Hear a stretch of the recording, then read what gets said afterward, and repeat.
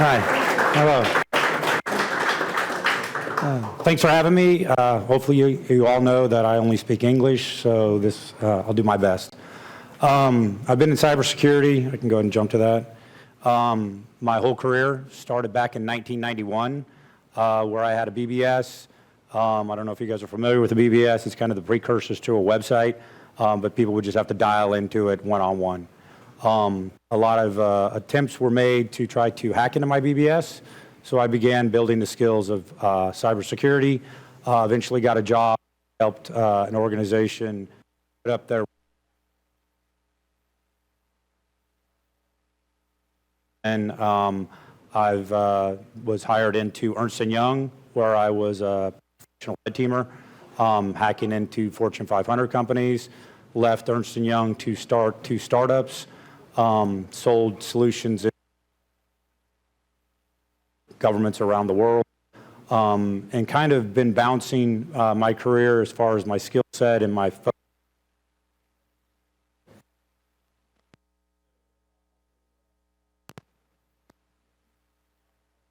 volunteer firefighter for 12 years. So it seems like first responder is kind of in my blood. And in all cases, they were never, wasn't my plan. It was just kind of a one thing led to another. Given that I do have that experience, and I almost switched careers about halfway through to go into medicine. So pretty much when you think about any first responders, whether it be medical, fire, police, and cyber, I've played a role in those.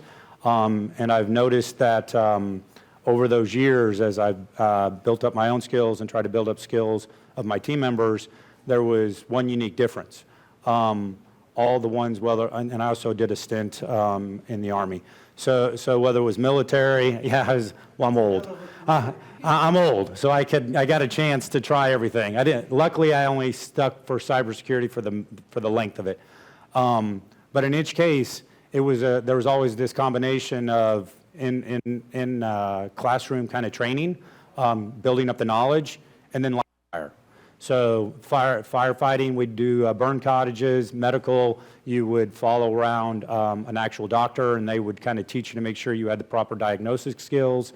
SWAT teams trained in facilities that were almost mimicked what they would face in real life. The challenge we have with cyber is that there's not really been that case. Most of the training in cyber has been building up the knowledge, but that experience of being able to diagnose, because really what it gets down to, I've been incident response, I've not really been in red team, but to be able to diagnose those alerts that come in so quickly and be able to determine, okay, this is the one that catches my eye. I can do that now after 30 years. I'm trying to teach those that are around me to be able to have that without having to wait 30 years to build that skill. So just imagine if a doctor could be cleared if all they had to do was pass the GRE test. So this was an actual post on Twitter, I guess X, whatever. Apparently ChatGPT has successfully passed that test. So I wouldn't want that as my doctor, given that it's had no hands-on experience actually diagnosing properly any kind of patient. Similar has happened in IT, where some individual, and this was 6 years ago, passed the CISSP after what he said was 2.5 weeks of study, never been in cyber, never been in IT. So again, having just that knowledge doesn't mean that a person will translate into an actual successful analyst to be able to detect malicious activity from threat actors in the wild. We've seen it, maybe some of you are old enough, again I am, to remember the Target breach. What wasn't publicized very common or across the board is their analysts got alerts. So this wasn't under the covers where it was super stealthy. Their analysts got alerts, their senior team reviewed it. Senior analyst says, hey, based on our interpretation, this just looks benign, and let it go. So what we've seen, I don't know if you guys on Twitter follow Florian Roth, his cyber ops. If you don't, you should. He's been in cyber I don't know if as long as me, but a long time, been on the incident response side, now building tools to help people detect it. I think he was the author of Sigma, if you're familiar with Sigma rules. Great guy.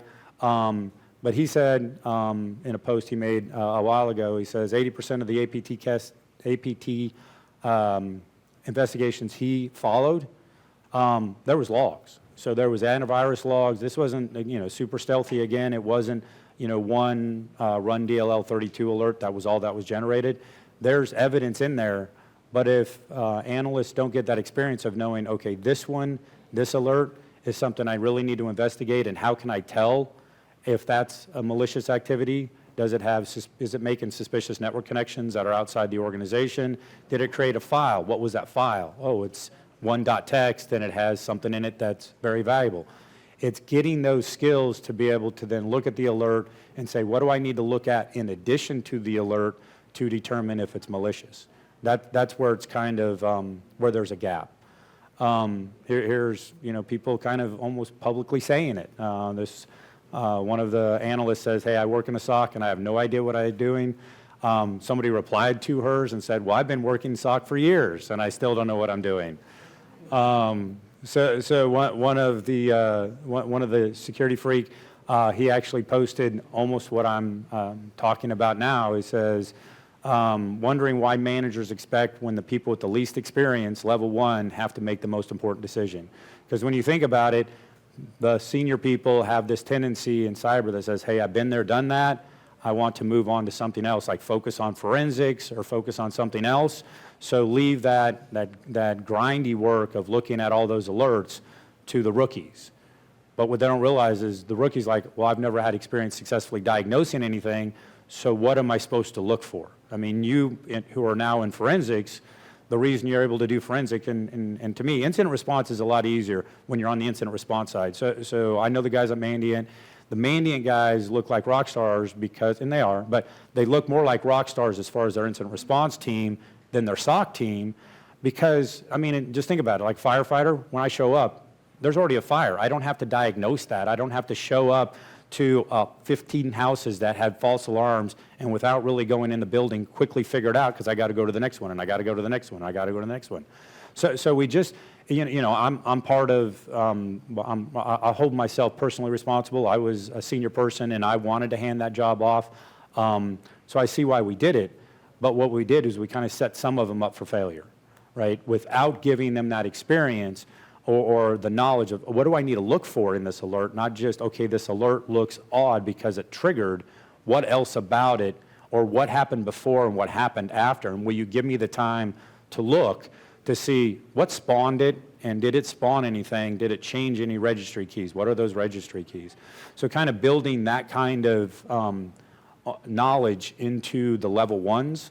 Again, they shouldn't be level 1. We never do that with anything else. When we show up at firefighting at a house that's burning, the captain will do the 360 while everybody else is getting the equipment ready. Doctors, the senior doctor, you don't want the interns or the newly relegated, what are they called, residents diagnosing people. The doctor will diagnose and then hand it off, say, okay, now you guys do all the rest to get that patient healthy. And that's what we need to do more in cyber. So since the target breach, has anything changed? They've done diagnosis now and checked into the SolarWinds attack. And what they found out is both, I think it was Mandiant, they call them FireEye.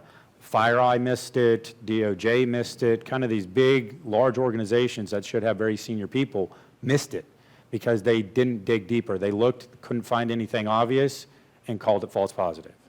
So what I'm trying to do personally is start to educate the problem and then educate what could possibly be a solution. So, I mean, here's an example.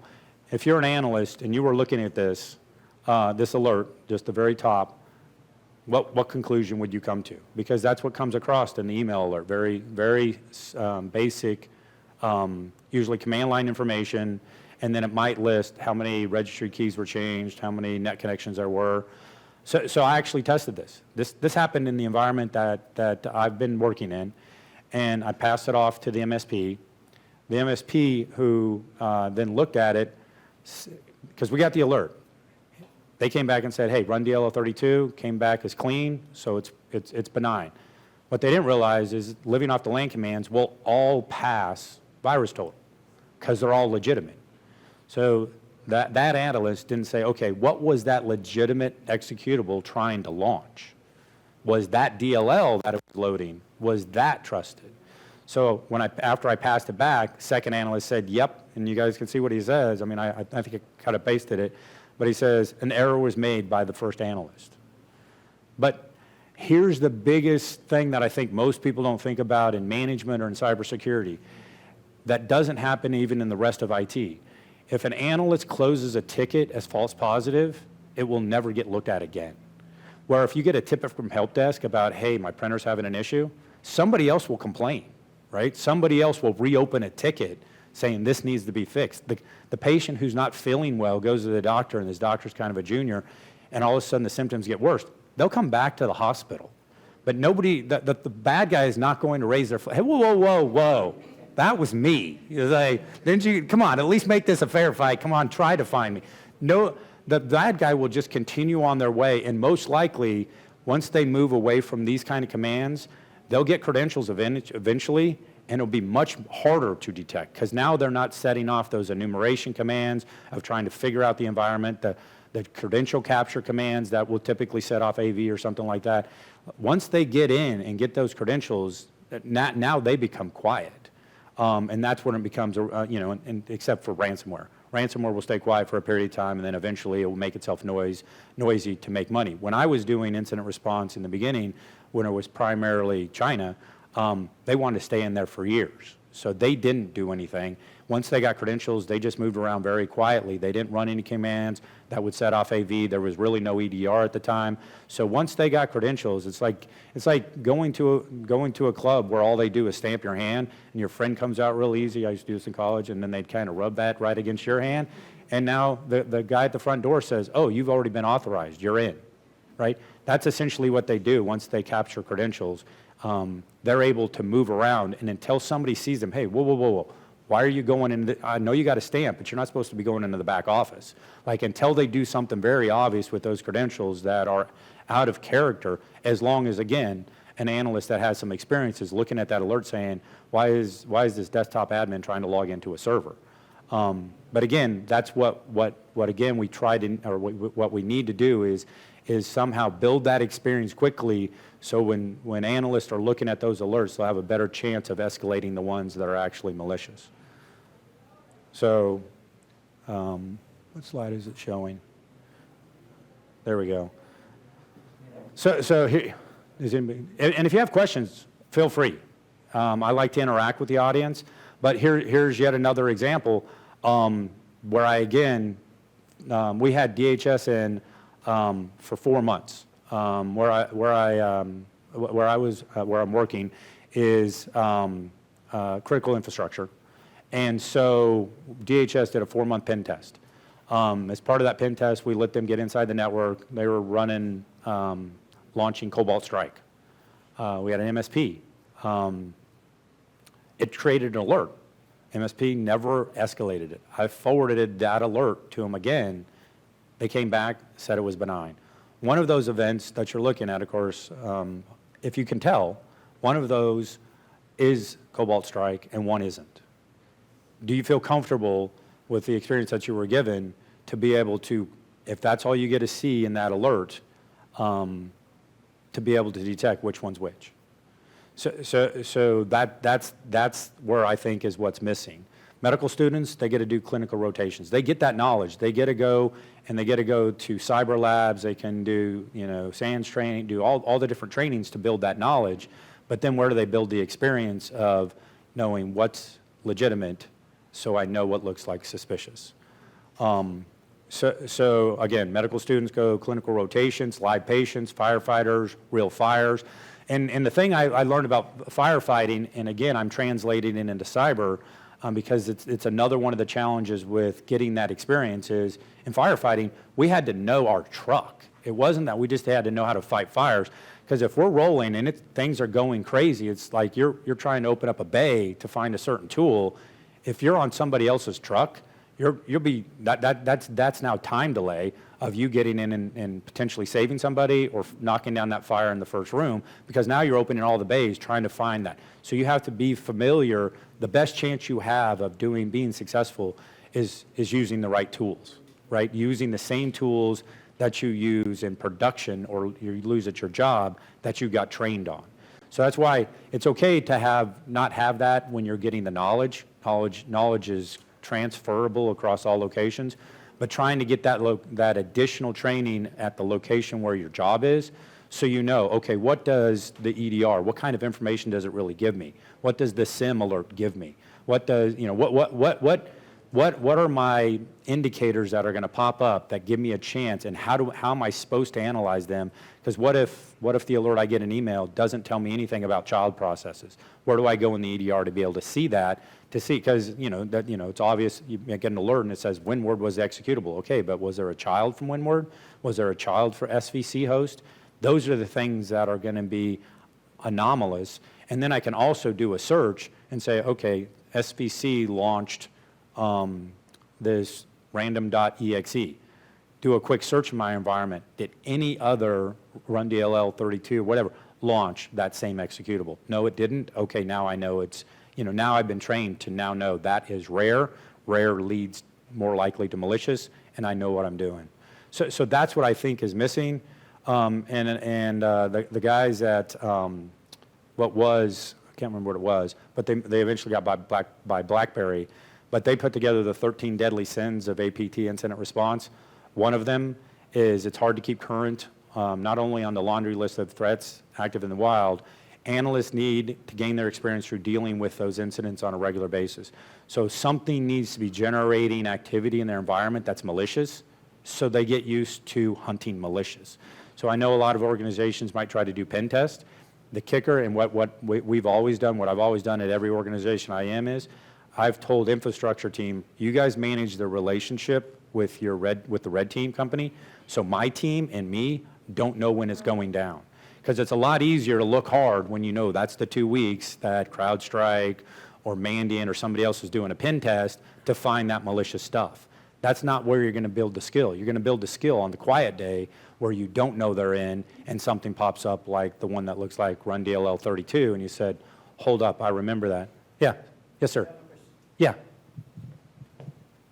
I know that, great talk. I know that you're probably going to give us your view of how to solve this problem. Yes. But while I listen to you, I'm thinking about maybe ways to turn it around. So many of the things, a possible solution that you could, I don't know what you're going to say later, but probably you're going to tell us is that you're going to improve the knowledge of that first, of that SOC analyst level 1, right? Yes. That could be a way. But how realistic could it be knowing that that person is usually just got out of training school, just got out of college. They probably don't know enough about Windows internals to know how run DLL works and how do you load a DLL and what could be wrong and could be right. Right.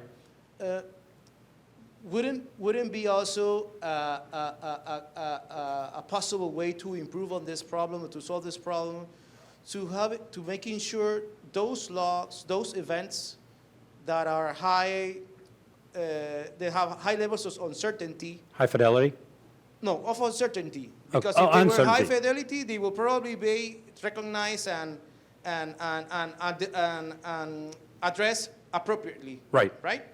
But if those alerts that we know have high levels of uncertainty, could we find a way of having them move on the upper level of the SOC chain of command instead of having them analyzed by the SOC level 1, having a way of having them analyzed by SOC level 2, or that's something that is going to be fixed by threat intelligence, not by threat hunting later on?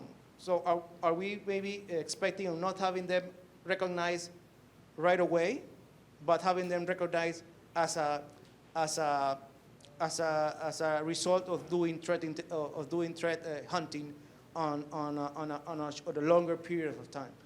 I don't know if I made myself clear in what I'm asking. So let me see if I understand this. So yes, true. Like if a SOC analyst one doesn't have experience with, and they typically don't have a background in IT. So the living off the land commands is they're not running them on a daily basis, like I don't know, who am I, something, whatever. They're not running those commands on a daily basis. CERT-util. Yeah, CERT-util. Funny you mentioned CERT-util. That seems to be the one that I always say it was in the slide deck. I pulled it out, but CERT-util, right?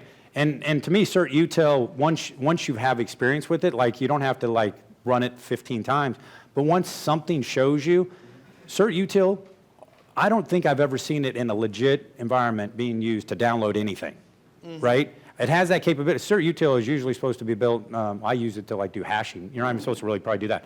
But it's for certificates, right? Has nothing to do with downloading something off the internet. So just teaching that, instead of teaching them all about CERT-util, teaching them the malicious use of look for having an external connection to an IP address on the internet. I mean, boom, that should be a big red flag. Now doing what you're asking, where you build the alerts, so they say, it's almost conditional. Hey, if it's this and this, then escalate that to level 2. I don't know if the EDRs have that functionality, but I agree with you. I mean, what we did as cyber teams is said, level 1, you're supposed to do that. But again, that means level 1 has to determine that it's odd. So it's like a catch-22. Like, I don't think we thought that one all the way through, where we thought, and if they think that one's odd, they have the experience to analyze it. Right? It's like, why do they need to pass that on? It's already, hey guys, I need more people involved because this one's odd, and now we got to determine scope. One person should not be trying. Once one person determines there's something malicious or highly suspicious on one machine, then that's when others should be called in to say, okay, is this happening on other machines? Why try to figure out what's going on this machine? And did it grow? Did it is it moving laterally? So that's the catch-22 is I don't think EDRs are built to have levels. I agree with you, but I think the cybersecurity community just said level 1, you're supposed to do that. You're the human version of, but again, we don't do that in any other area. And it's like, well, we said, well, we want to do that because we don't want somebody to die. It's like, you don't want to get hit with ransomware either, right? That's a bad day. So that's why I'm trying to get this out there. I'm not trying to push a solution, more push what do we need to do about it as a community. I do have things that I can figure out that we can do, because one of the things you talked about is in the slide, you're a little ahead, where it says literally teach them, because there's not a handful, but there's a limited number of living off the land commands that are used in the wild, right? There's a whole bunch of things that Microsoft decided to include for whatever reason on every machine that most people will never use. Like those most likely should be on servers, but they said, hell with it, it's Windows. But there's only a subset of even the commands on Windows that are used. And everybody should know why they use that is now you don't have to worry about somebody throwing it up, something you built, they throw up a virus total and they find out. Now it looks more, it's harder to detect.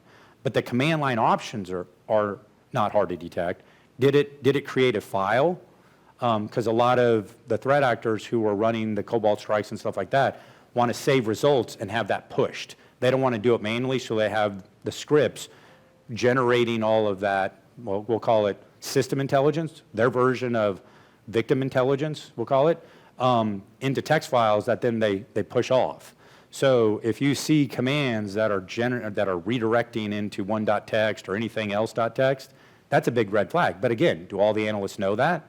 Do they know that won't be shown on the command line? You have to look a little bit differently because that once you do redirect, it's almost executing something else in the processor. So that's a good question. But I don't know if there's a solution that's available today. Except the option is to educate the analyst so they're not really, they're level 1.5, right? Is the only thing they're escalating isn't escalating to investigate, it's escalating to get help to contain, right? Or confirm. Do you guys see this anywhere else in the environment? You know, because that's usually when people call in external resources. Once it's get beyond one system, we don't want to wait to figure out how long it takes us to now conquer or divide and conquer. Maybe it's an issue of us, as clients, giving the authority to the MSSP or to the SOC internal team to fire and ask for later, right? Implement remediation, Right. without being completely sure that we are facing an attack. We give ours. We tell that to our MSP all the time. It's like, dude, no harm, no foul. I even had a firefighter. Not once did we go up, why did you call 911? You know what I mean? It was like, although almost every time it was a non-human alert, like a system generated, it was always false positive. But we've never got upset with somebody who saw smoke and didn't realize that and this happened, somebody in their backyard had something going a little bit crazy with the barbecue. But it wasn't a house. But it was enough smoke that they called 911. We were geared up, jumping out the truck, ready to go. But we didn't complain. And I think that there needs to be that same mentality, and they need to get away from, we as a community need to get away from tracking how long the ticket takes. I mean, nobody does that with a doctor, and kind of. It's like, why are we treating? That's what kind of why I'm trying to get this message. Why are we treating these incident responders different than everybody, all the other ones, when we consider these incidents to be serious, right? It's no, you give the doctor the diagnosis enough time to get it right, and if that person needs help, then they can escalate it. But if that person needs another 20 minutes because they're seeing some things, then let them figure it out. And if the SOC, the managed MSP that you have, throws a lot over the fence, I usually respond and I try to educate them. It's like, here's what I saw, here's where I looked. So next time look here, because I noticed it didn't even make a network connection, right? There was no file created, there was no child process. I didn't see any other signs, even though it flagged an alert. It didn't do anything that malicious things do after they start. So, but good question. And here's almost what we just talked about. So what are the next steps? Train analyst, these are my recommendations. Train analyst living off the LAN command, red flags. So what about that command is a red flag, right? So I don't even have to know cert util anything. I can just know cert util /download /transfer, the whatever command lines that are related, right? So what details do I need to escalate it? Like what in there tells me it's a red flag? I mean, we actually do this when we're training our end users on how to report emails. We teach them what are the red flags. So we don't have to train them to be an analyst, but if you see this, report it to us. And even if you report it and it's a false positive, that's okay. So simulate, so schedule what I call victim notification campaigns. The reason I call them that is because if I've had them, I don't know if anybody in the team's ever received from law enforcement some kind of notification where they've detected in their investigation something going on, and so they're notifying you that you most likely have been compromised or something's going on, and typically all they provide is a host name, not a host name, like a domain name or an IP address, because that's all they know, because they see what comes out of your environment, so they don't know how many machines in your environment tried to talk to that IP. So now it's up to you to figure out the rest of the story as an analyst or as an organization. So do that where you in your own organization, whether it's the red team and maybe the red team that you bring in for a 2 or 3 week engagement. Tell them, hey guys, if we haven't said anything to you during the first week or the first couple of days, send us a victim notification. Something some breadcrumb that our analysts can now go try to put together the story. So that would give them that experience. Again, the kicker with most external red teams is they're only done maybe once a year, once every 2 years, depending on the budget. So it's trying to figure out as a community, how can we get those to be more frequent? So again, they get that experience where it's just muscle memory. It's like as soon as they see that, they're like, okay, I need to go look at this. I see cert util, I already know where to look. And then validate. And this is where you do that similar, we'll call it stealthy kind of pen test, but you don't notify anybody on the cyber team. Like that's again how we do it. Because then that really tests both the detections and most importantly, there's not really a tool out there that tests analyst diagnosis of alerts, right? There has been growth in the cybersecurity community, and I recommend them of the breach simulation tools that will generate activity in an environment on a known host and try to trigger alerts so you can validate, hey, did if somebody tried to download Cobalt Strike, would our AV fire? If somebody ran cert-util/download, would our EDR fire? So getting those tools are probably a first step. But then once you do, again, those usually only run on single systems, and everybody in cyber knows it. So you can't really use that to validate if the analysts are properly diagnosing those alerts, because they know, hey, that alert came from that system, I can figure it out real quick. So that's where it gets into that stealthy. But we did it not on a regular basis, but we try to do it once a year in firefighting, because our volunteers, as we grew the the paid guys, volunteers got less experience on the calls, because by the time we showed up, there'd be 2 or 3 trucks on scene, so we were really there for cleanup, which wasn't fun. So it's like if you're a firefighter, you want to fight fire, right? You want to get in the building. So what we did to counter that, to get more experience, is we'd have the 911 operators drop a fake call that would go to our phones, and we'd roll. And at the time, they'd have the other guys out on a call, so then we'd get a roll on it. So we'd get there, be able to get on our gear, get all that kind of muscle memory experience. So when bad things really happen, we're not stressed. We're just going through. It's almost like a good explanation of this, of the difference, is a lady told me about a time she got mugged, and she said the guy came up to her, had a gun to her face, and she just froze, and she couldn't figure out. She said she was almost like a person outside of her, just thinking, why aren't you doing anything? And she says what she was doing at the time she froze, the reason she froze is she thought, she felt like she was going through a mental Rolodex trying to figure out, what am I supposed to do in this situation? Because maybe I saw on TV that you're supposed to just hand over your purse, or you're supposed to run. What am I supposed to do? What am I supposed to do? Just like a deer in the headlights. I think the reason a deer in the headlight freezes is there's 2 headlights, and they're trying to figure out, which one do I run from? Like, which one's closer? And by the time it gets too close, that's it.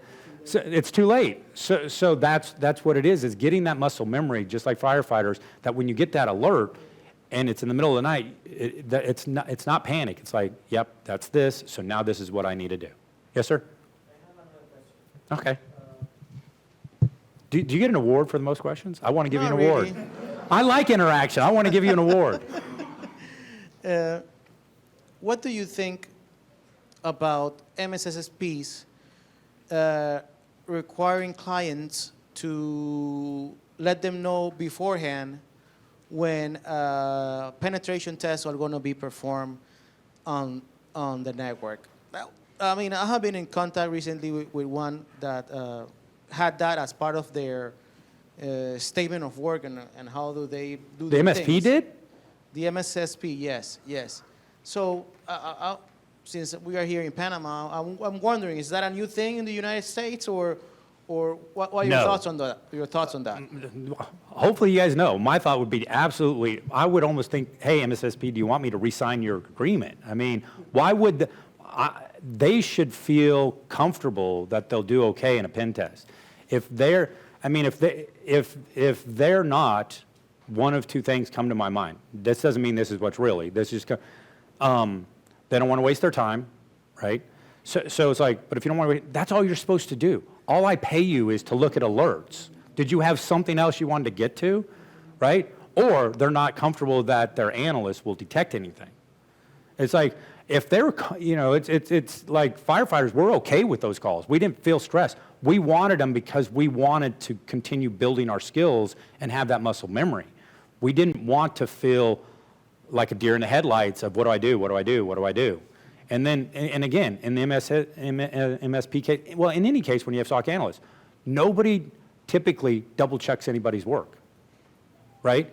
And the goal, but that's by design. The goal is close tickets quickly. And it's like, why? It's again, it's always been the biggest problem I've seen in cyber, where somebody tried to decide cyber was a potential profit center, or was supposed to. No, it's just like seatbelts, airbags. It's just a cost, and its goal, the reasons it's a cost, is to minimize damage. It's not to prevent. There's no incident preventers in the world. All incident responders do, whether they're police, fire, doctor, is something's already underway. I'm trying to minimize it from getting worse, right? So we're incident responders for a reason. That means there's an incident underway. So treat it like an incident. Don't tell my firefighters, be back soon. Like we're gonna track how long you're on this call. If that's not a real fire, then that's going against you. It's like nobody ever says that. Like if our firefighters are all out of our district, they'll just call another district that's closest and say send somebody else. And if I'm an analyst locked in on an investigation, that ticket just needs to go to somebody else, right? That just gives me, I think that's kind of what you said is kind of at the core, where they just think we're checking the box, right? And as long as we have somebody checking the box, we want to minimize the team, so we want to minimize the amount of time on tickets, because otherwise that justifies getting more analysts, right? And it's like, it's the cost of doing business. Just like if you put a facility in a different part of a city where it's a little bit more risky, you're gonna pay that money. Physical security, for some reason, they don't ever talk to them about cash. Like, well, guys, do we really need those fences that high? Do we really need those guards? It's like, no, that's an accepted expense, and cyber's the same way. We're just trying to defend a cyber field and not a physical field. But that's, I push for that. I only go to organizations where they don't look at me as a cost center, and I say, I'm going to tell you guys the risk. You guys make a business decision if you want to invest. But then that's the business decision that you guys decided not to. But I'm not going to come to you with unreasonable requests. But guys, this is the cost of doing business in the internet. If you want to be connected to the internet, right? If you want to go to some part of a city where it's a little bit risky, you can do business there, but you have to put in some security controls. And the internet, ironically, is not really. There's not really too much segmentation. You can be in Russia and hit me just as quick as you can hit me from down the street on the internet, right? So there's just one neighborhood, right? Until you start to put up fences and guards and everything else around yours, and then the cloud came. And then everything that was inside, that's a whole separate, never mind. But again, it's if they're doing that, I'm doing my best job of educating them of, this is a cost center. My goal is to minimize damage.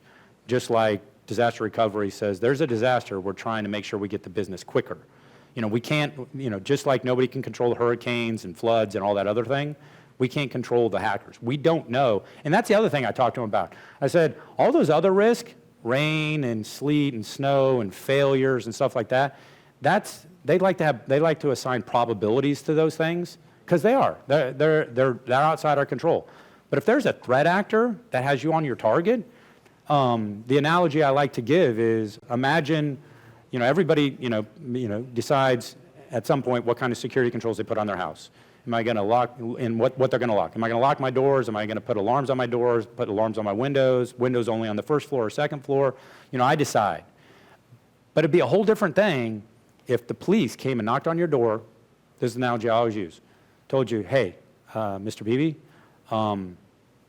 we have some bad news. There's a crew in your neighborhood, and they have your address on their to-do list, right? That's all. It's like, guys, that's no longer a risk. That's a threat, and that threat is going to be successful if we don't do anything to actively block them.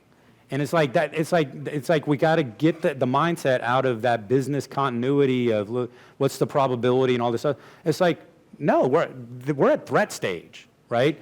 They're coming after us. They're coming after organizations because now it's completely different than when China was doing it in pretty much China, because they were just going after data. They were like a parasite. They were just sifting data. Eventually, yeah, they'd cause damage because they build competitive stuff cheaper. But they weren't doing damage. There wasn't ransomware until like 2017. And then they decided, okay, now we're going to change the game. And it changed the game for incident responders is now it's sped up. Because before they always talked about dwell times and 200 days and 300 days and blah, blah, blah. Now they don't have, they don't want to dwell.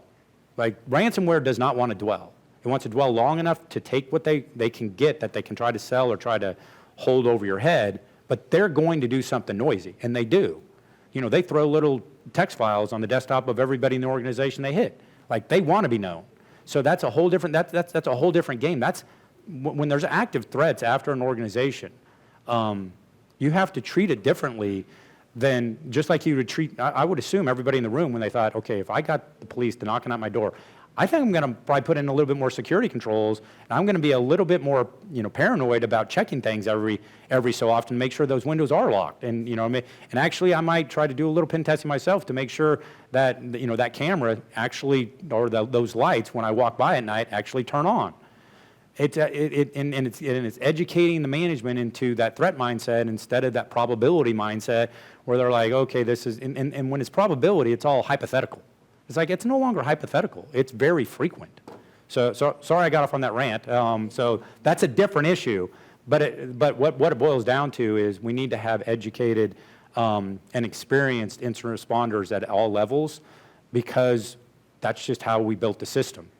And that's how everybody does it. And in order to be successful, so we don't have patients that pass away, we have to make sure those first level responders have experience with real threats. So that's basically my talk. So, yes? Your whole talk, you were done, or you have more slides? No, that's it. That's the last slide. Oh, so I actually want to touch on a topic that you, gracias. Okay. So in the beginning, you actually touched on a topic that I've had a mild interest in for a while. You said you were in the Army. Yes. And I'd assume that out of anyone, the U.S. Army would need a pretty good cybersecurity department. So I'm actually from the U.S. I'm studying cybersecurity here in Panama, and I wanted to ask you are there any avenues, how would one go about having a career in cyber in the Army? My recommendation, I don't know about the Army. My recommendation, because for some reason, Air Force tended to have the strongest interest in building a cybersecurity force. Usually the people that I know, they all came out of San Antonio, and that was like the hub of cybersecurity. And then NSA typically would, or the Air Force would loan out people to the NSA to do certain work. I don't know for sure. It's been a minute since I've been in the Army, if they have a cybersecurity function, but they should by now, because Air Force has it. I think even the Marines have it.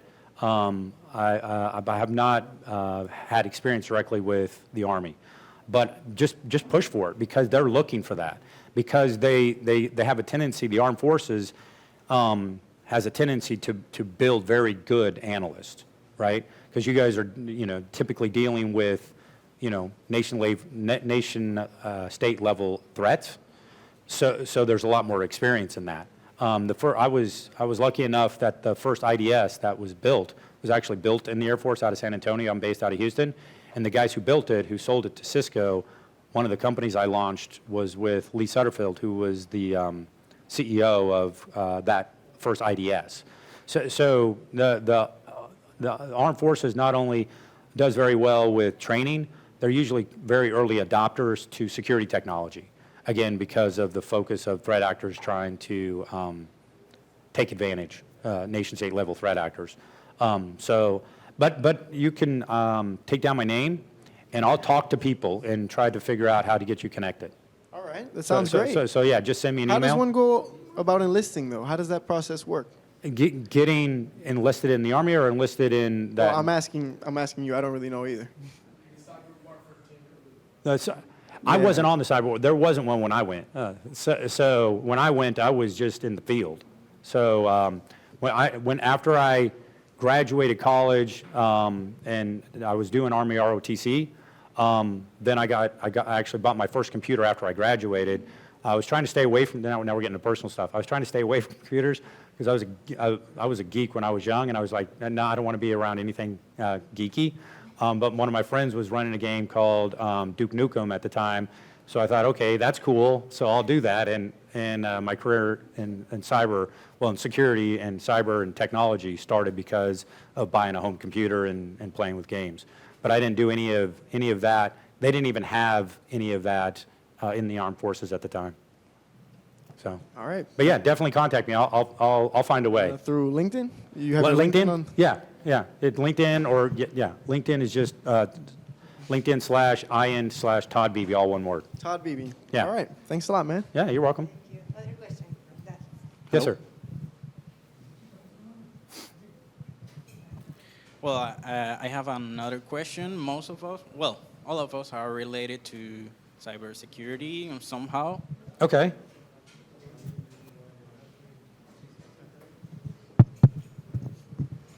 Oh. Now? Better? Yeah. So basically, all of us are related to cybersecurity somehow. Okay.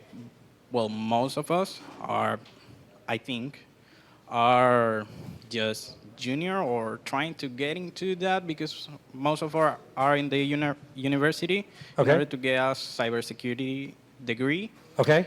So my question is, basically, as you have plenty of experience and, how, as somebody that is just studying, get into a professional ground or get experience in a professional ground, what's the way, how do you think it's the way today to get into, cybersecurity, what's the cybersecurity 101 in order to get in a professional ground? Okay, so I'm really focused because there's multiple areas of cybersecurity, right? Of course. I'm kind of incident detection, incident response. So blue team, red team. Then there's vulnerability management and all other compliance governance and other things like that. What I've done in the past is I've actually gave, it's been a while, but I was giving hands-on training courses. So stuff like Try Hack Me, very similar to Try Hack Me, to where again, it was very hands-on. Those individuals, all the individuals that, and years ago I offered it on free on LinkedIn. A lot of people signed up and a lot of people fell off because again, it was very hands-on. It was, my goal was teaching muscle memory. And the individuals that graduated that course went on to, not all of them are making six figures, very successful in cybersecurity. My suggestion to you is either do a Try Hack Me or find a solution that gives you that hands-on, like the Hack the Box. Well, Hack the Box is really geared around red teaming. That's next level. Because having that experience is great. That's helped me be a better incident responder. Because again, it's almost like when I see those commands, I'm like, oh, I know what he's doing. You know what I mean? It's like that's not good, right? So I've generated that event before. So it's getting that hands-on experience. So going to places where you can do labs and longer trainings so you can get that muscle memory. Another good thing is build your own home lab. I'd focus where you want to get material, again, to get that experience with the alerts that we're having now with the living off the land is there's a website called DFI Report. So it's RDIFIR report.com. That's a great place to see what threat actors do. And you realize that a lot of the commands they run are pretty much 20, 30 different living off the land commands. So getting familiar with those, running them yourselves, doing, well, the kicker with Hack the Box is it doesn't trigger alerts. So you don't know what of your activity. Again, depends on if you want to be red team or blue team. If you want to be blue team, you won't really know what activity. You're not getting that experience of analyzing something or understanding what alerts will be triggered. But that's what I would recommend is hands-on experience labs, and usually or an internship. where it has some strong cybersecurity people that will give you that they'll give you training. I did it where I work, give you training sessions to get you that repetition. So, Thank you. yes, sir. No, just want to add something. Yeah. Another platform that you can use to practice incident response is Let Defend. Is what? Another platform that you can use to practice incident response is letdefense.io. Yes. Yes. .io. That's right. a good one. Yeah. They're starting to be more because Hack the Box was kind of the original, and it was really geared around. It seemed like it was geared around getting people ready for the OSCP. But there's a lot more labs starting to come out that are focused on teaching defenders, because again, it was almost like when I look back, it's like, God, we really set a lot of people up for failure because there was no way to train them, and they were the first ones to look at something. I'm glad we didn't do that with doctors or anybody else, to where it's like, okay, guys, I know you first just cracked open the book, but now you're responsible for telling us if these patients actually are sick. And that's what we do in cyber. So anything you can do to get that hands-on experience is my recommendation. Yes, sir? Okay, yeah, I have just a quick question. Okay. Before you were mentioning that there is a page that is called DLI report or something like to see the commands that people use on the internet. Uh-huh. I didn't write it correctly. It's DF, so it's Digital Forensics Okay. Incident Response, so DFIR. Okay, Report. DFIR. Okay. And then report with another R, it's like a double R. They didn't, Okay. report.com. Okay, thanks for that one. I wasn't aware about it, okay? Okay, you're welcome. Última So- pregunta, last question. So I was gonna ask that since I'm a second year in this degree in cybersecurity, and one of my questions through the presentation was that as someone that's still studying, how can I get experience? Because as you said, some people in the SOC level ones can get experience on hands by inside the team because they attack each other. Right. But me, as someone that's not employed in the company, how can I get experience like this? So there's the DFIR report where you get it literally shows you the timeline. I don't know if I got internet, well, probably don't. It shows you the timeline of an attack. So it shows you, okay, most of the time you don't detect, and I'm making a generality, what's called initial access. So what they exploited, and then they get on the system. But then, just imagine that you were, for whatever reason, you're, kind of some James Bond movie, you were shipped in a box to some building that's 20-story, and they just dropped you off, right? That's what what it feels like to be an attacker. And then in the middle of the night, you crawl out of the box because now all the guards are away, and you have to find your way around because you don't know which floor you're on, you probably don't know which offices are the ones you need to get to, so you're going to do what's called enumeration. You got to get the lay of the land to get bearings to know, okay, did I land on anything important? If not, where do I need to go? Because the threat actor doesn't have a blueprint of anybody's corporate network, right? So when you land as a threat actor, you're going to do an enumeration. You're going to try to list, okay, what accounts are in certain privileged groups like domain admin, local administrators group. So they'll be running those commands. If they didn't bring along malware, they'll be using living off the land commands. So they'll be using typically net commands and stuff like that. So getting familiar with those in the DFI reports helps you understand, and then trying to, I think Try Hack Me has a blue team kind of, I wouldn't call it training, but they have a list of all the different blue team scenarios that they have, is getting that, but getting familiar. They have paths. Yeah, paths. Sorry, thank you. So there's blue team paths. But getting familiar with those commands are the most important thing, because that's what you're going to be looking at, just like I showed you in the screens. Knowing run DLL 32, reg ASM, what's suspicious and what typical child processes come out of a malicious one. Then if you do a little bit of red teaming, you can find an exploit, like Metasploit will let you do MSO 8067, are MS17010, and they usually come out of SVC host. So they attack the service, listening on 445, and then they spawn something. So it's very obvious.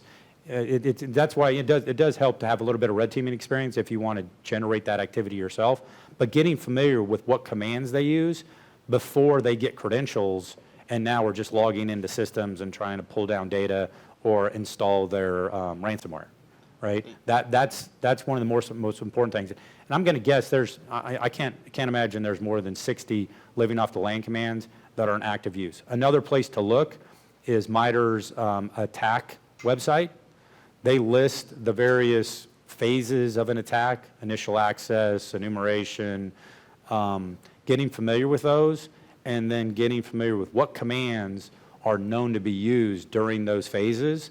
Because that's also important as an incident responder is, how far along is this person? Did they just land? Or they already got credentials and they're trying to move to the next box? Because if they're trying to move to the next box, they're going to kind of all of a sudden disappear from my EDR. They're going to get maybe into my Windows event logs, maybe, but most of their commands now, because they're already moving, right? They've gotten that badge and they're inside the building. Now I got to catch them going someplace they shouldn't be going. And do I really have a sense of what's normal? What we do a lot, what I recommend a lot, again, it comes to somebody that brought up like, hey, is it okay to have false positives, and do people get upset about responding to false positives? We do it all the time to our administrative team. Like people with administrative accounts, we'll contact them. Was this you? Was this you? Was this you? Because in some cases, we can't tell if that's normal. You know, I don't know if they got on a system and they decided to run Who Am I just for giggles, or if it's a bad guy that compromised their credentials and wanted to make sure they had something, they were logged in with privilege. Because you can do Who Am I/priv and figure out what are my privileges. Hey, I have enough privileges that I can actually bounce and become system, and now I completely become invisible. I mean, I can't do too much stuff, lateral movement, but now I have access to everything. So it's getting familiar with those things that I'm talking about, so it's not a foreign language, because then when you're looking at it, then they just pop out. Like when I look at alerts, the ones that I would say every time we've had a red teamer in that we weren't notified, whether it be CrowdStrike, Rapid7, DHS, all the ones that are supposed to be the best, within 30 minutes, we caught them on the first box. Because, again, they landed like they were in a box, they were completely disoriented, and they start making noise. And as they stay longer, they get quieter because they get more familiar with the environment. They already have what they need. They already got their badge. They got the sticker on their hand. They found something else on somebody's desk. They got something hanging off their belt. I mean, they're looking the part, right? So now it's much harder. And then what they'll do is they'll trip over something eventually because they'll go somewhere that account doesn't. But then that's where we really got to know the environment. That's just experience, not in cyber, with that company. So that's the other kicker we have in cyber is there's a lot of turnover because of how much money there is, and a lot of people just last 1 or 2 years because the HR team won't bump their salary, but they can jump ship to another company. But then now I got to get familiar with the organization before an attack occurs, so I can know, hey, is that DT account supposed to be logging into all these systems? But again, if I don't know, just ask the DT person. Hopefully they don't, hopefully they're cool and say, hey, no harm, no foul, just checking to see if it was you. So biggest thing, get familiar with the living off the LAN commands. Then get familiar with your environment as far as who has privilege. Does that help? Yeah. Okay. I have also sure. gonna ask about if I have a home lab, is it helpful to simulate attacks myself on the bots, and then I try to use like a CM or EDR to check for attacks? Yeah, because again, then you can go, just like the FI report, just run those commands and then go check them out, see if you have an alerts. Then you can go do a threat hunt, figure out how to build. There's another website, I think they have a community edition, we use them. It's cyborg.org, CYBORG, and they give out, I don't know if they give it out freely, but they give out some stuff similar to what DFI report shows, but they'll give you, here's a query. Like if you have Carbon Black or you have CrowdStrike or whatever, here's a query you can use to do a threat hunt to see if this activity is in your organization. And then here's Atomic Red Team's command all the way through where if you install Atomic Red Team, which is a red team, it's kind of a red team tool built to test if alerts get generated. So, what's that? Caldera. Yeah, Caldera, I don't want to knock them, but they have a much smaller footprint than Atomic Red Team. Atomic Red Team, I think it's a Walmart group or Walmart team that's behind it. They're very well funded. They're Fortune 1, I think they are. And they keep that library relatively up to date with new commands. So, you want to come? You know everything. Yeah, you're right. Infection Monkey's good too, because Infection Monkey, tell me if I'm wrong, is more networky stuff. So that's when you get nervous, when things start to move, right? Then that's a whole different game of trying to figure it out, because trying to build alerts of unusual activity on your network has to be a pretty quiet network, like an ICS environment where things just are talking that should be talking. On a corporate network with end users, you have no idea what they're going to try to log into or what they're doing. So it's harder to detect unusual network activity. You're trying to catch it before that. But yeah, Infection Monkey, I think that was built by the GuardCore guys. That was a great tool who got acquired by Akamai. But yeah, that's a cool tool. Getting those tools helps you see and generate activity when you're not on a corporate network yet. So those are things, yeah, you should deploy in your home network.